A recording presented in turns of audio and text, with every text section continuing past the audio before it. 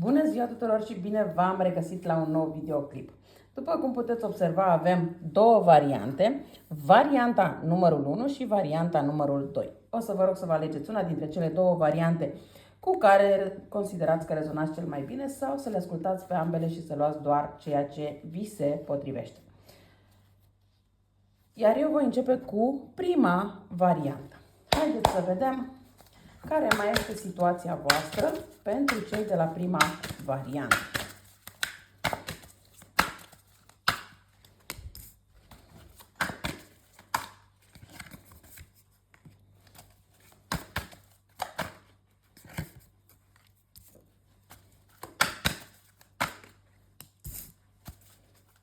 Păi, în primul rând, aici încep prin a spune că văd că deja a avut loc o separare sau dacă încă n-a avut loc, cu siguranță această separare va avea loc destul de curând. Ce este bine în acest caz este că această separare este definitivă doar dacă voi vă doriți acest lucru.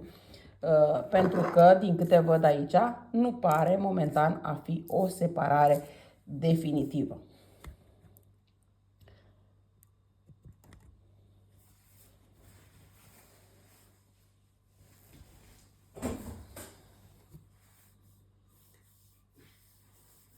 Aici mai văd că predomină destul de mult zodiile de apă și zodiile de pământ, dar bineînțeles că mai pot fi și alte zodii.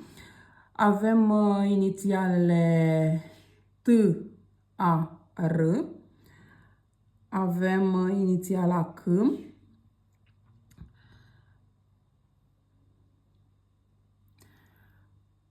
așa cum am spus, aici cred că a avut loc o separare, iar voi în acest moment nu vedeți posibilitatea unei reîmpăcări, nu vedeți posibilitatea cum ați putea merge înainte în această situație.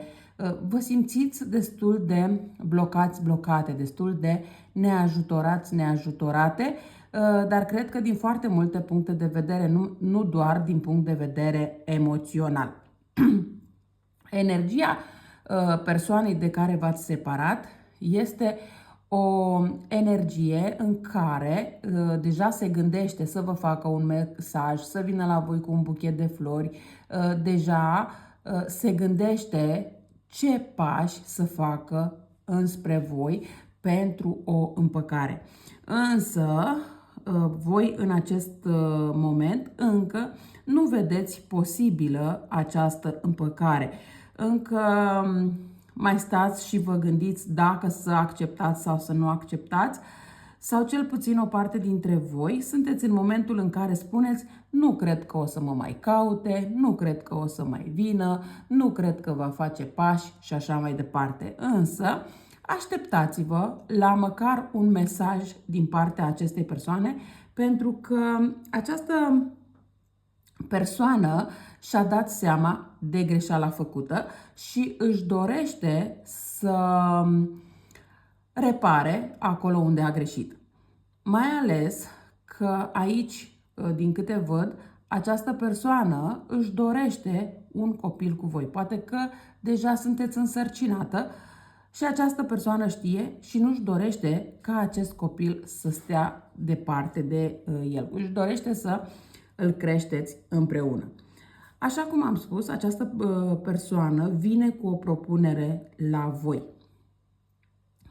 Doar că aici trebuie puțină atenție. De ce? Pentru că de această dată voi sunteți și spuneți: zarurile sunt aruncate. Ce o fi, o fi. Adică, dacă voi acum luați niște decizii în legătură cu această relație și îi spuneți acestei persoane deciziile pe care le-ați luat și sunteți destul de hotărât sau hotărâtă în luarea acestor decizii, da, această persoană se va acomoda, ca să spun așa, sau va înțelege că ceea ce spuneți voi este adevărat, este pe bună dreptate și va trebui să se conformeze cu hotărârile pe care voi le luați.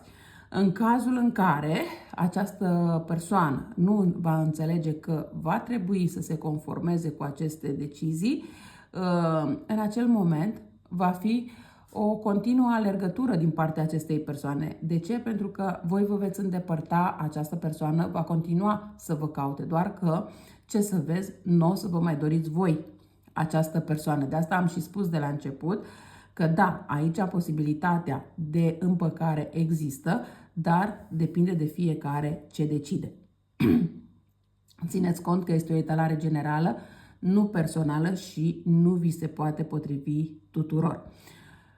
Însă, ideea este că și dacă nu vă veți împăca cu această persoană, asta nu înseamnă că această persoană nu o să vă mai caute, asta nu înseamnă că această persoană nu o să-și mai dorească să se reîntoarcă la voi. Chiar va face, poate, anumite sfaturi doar pentru a vă aduce înapoi în viața sa. Pentru că această persoană nu vede în acest moment a-și continua viața fără voi. Voi, aici poate să...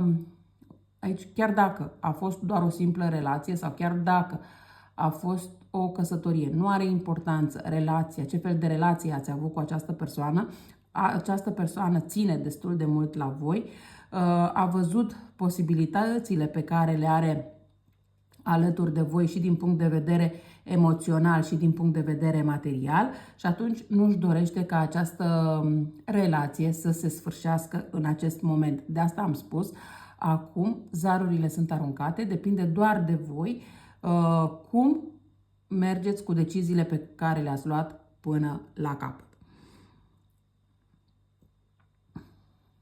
Mai văd aici că această persoană se gândește destul de mult la ce s-a întâmplat. Da, a stat o perioadă singur sau singură, s-a gândit destul de mult la absolut tot ce a fost între voi, la felul vostru de a fi, de a gândi și așa mai departe și din acest motiv își dorește să se reîntoarcă la voi. De ce? Pentru că alături de voi această persoană se simte tânăr sau tânără, se simte, simte că poate copilări, să aibă parte de copilăria pe care poate n-a avut-o în copilărie, chiar dacă are 40 de ani, chiar dacă are 50 de ani, n-are importanță vârsta pe care o are, cumva își dorește să mai copilărească și își dă seama că doar alături de voi poate să facă acest lucru.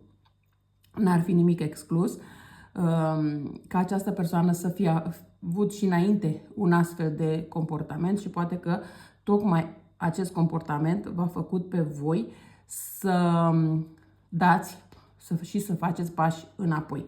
Iar acum a venit momentul ca această persoană să își asume destul de multe responsabilități, mai ales că veți avea și un copil, acolo unde este cazul. Sau poate că aveți deja. Prima responsabilitate este copilul și abia apoi copilul interior al lui. Bun, dar haideți să vedem ce spun și mesajele îngerilor pentru voi. Mesajele îngerilor pentru voi. Dă libertate intuiției tale. Nu. Dacă ai avut o întrebare, răspunsul este nu. Meditează pentru a afla răspunsul corect în viitorul foarte apropiat. Ești pregătită.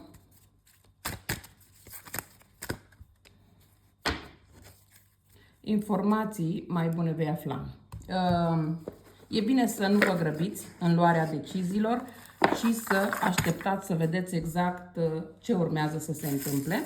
Haideți să vedem și mesaje. Reorganizare. Renovare. Deci e reorganizare, renovare pentru voi. Cumpărături.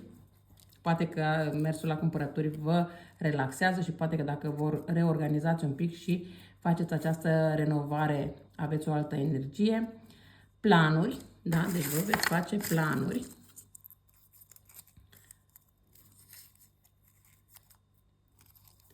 ceartă, stres, discuții. Da, deci această persoană vă caută schimbarea decorului din nou, da? Bun, hai să vedem și ce ar vrea să vă spună cealaltă persoană.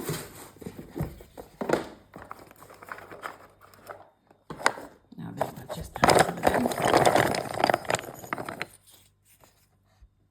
Aș vrea să dau timpul înapoi. Sunt gelos, nu suport să te știu cu altcineva. Și nu are sens să-ți faci speranțe. Deci cumva această persoană se contrazice sau poate că voi i-ați spus ceva acestei persoane, ce vă doriți voi, o dorința voastră, iar această persoană spune că nu are rost să vă faceți speranțe în legătură cu dorința voastră. Dar poate să fie și o astfel de situație. Cam astea au fost informațiile pentru cei de la prima variantă și voi trece la varianta cu numărul 2. Să vedem și pentru cei de la varianta numărul 2.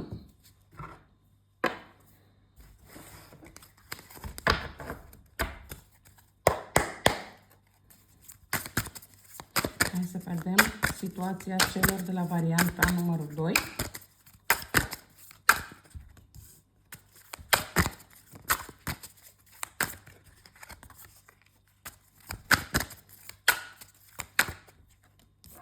Văd că și aici sunt ceva probleme și la voi, în legătură cu situația voastră, în legătură cu relația voastră. Chiar dacă nu v-ați separat de această persoană, asta nu înseamnă că nu există anumite discuții, că nu există anumite probleme în relația voastră. Din contră, aș putea spune aici că chiar vă gândiți dacă mai are sens să-i dați vreo șansă acestei persoane sau nu. Vă gândiți destul de serios dacă mai are sens să continuați această relație sau nu. Încă văd că sunteți în faza de gândire. Avem aici inițial la F, inițial la I. Avem inițial la P, M, S. Predomină destul de mult zodiile de pământ, dar avem inclusiv zodii de foc, zodii de aer. Da? Deci avem și alte zodii. Predomină cifra 10, 4, 3, 18.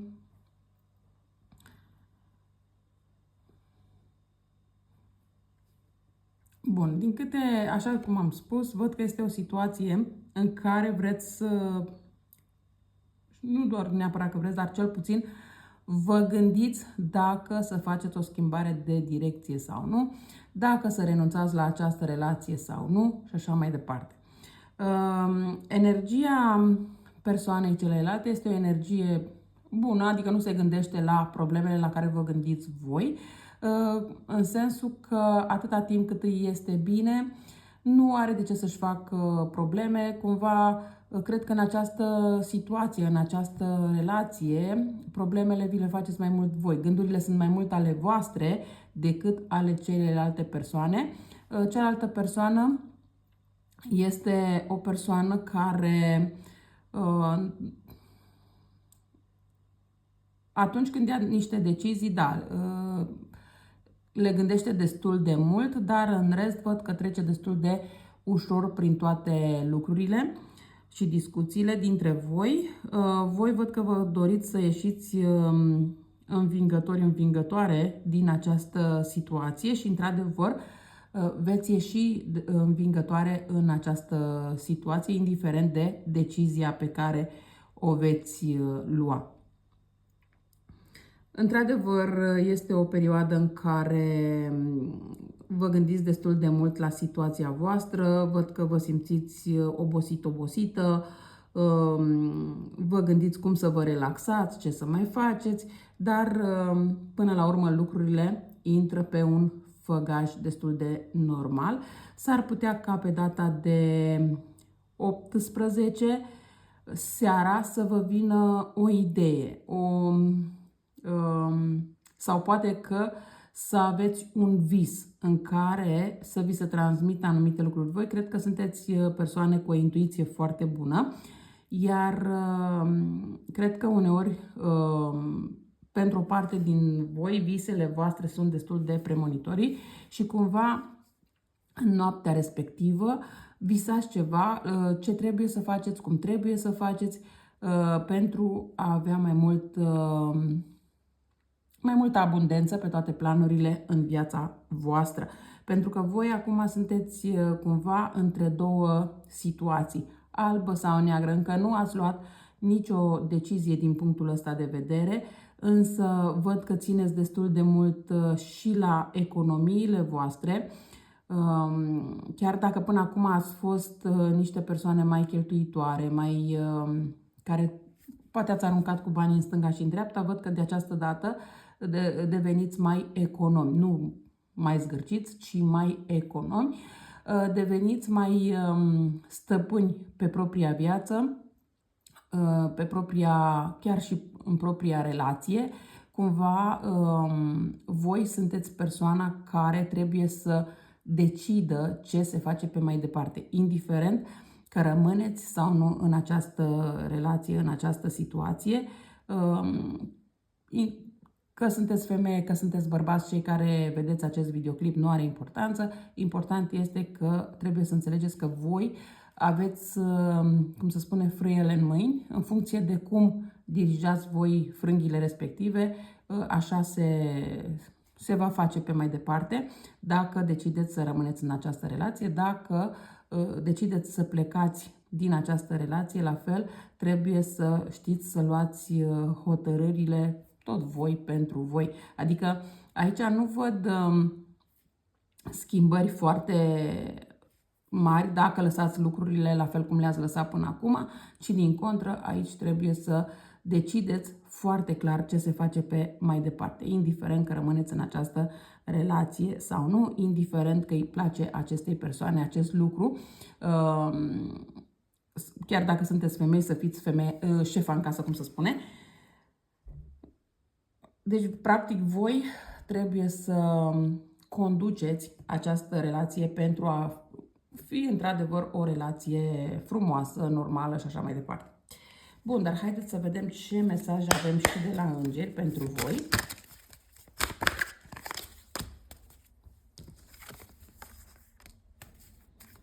Persoane disponibile. Deci aveți în jurul vostru persoane disponibile care să vă ajute și chiar persoana de lângă voi e disponibilă să facă anumiți pași, cu toate că voi credeți că este improbabil acest lucru. Roagă-te la îngerii tăi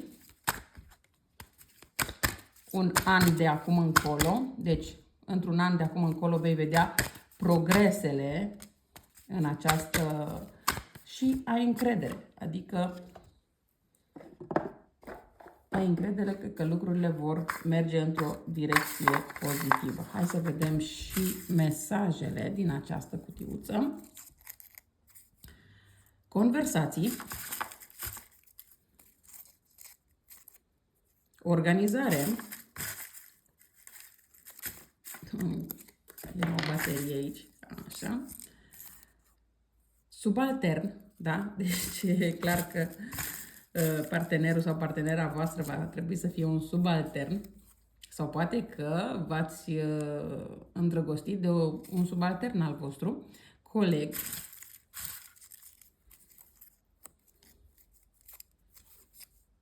Aspecte legale. Schimbarea decorului. Și mesaje. Haideți să vedem și mesajele din partea persoanei. Ce dorește această persoană să vă spună. Uite, deja a și căzut. Nu ne potrivim. nu te mai vreau în viața mea. Deci aici clar trebuie să luați o decizie destul de radicală. Flirt. Și întrebare, te mai gândești la mine? Adică această persoană cumva nici nu-și dorește să vă piardă, dar se simte și presat sau presată de voi.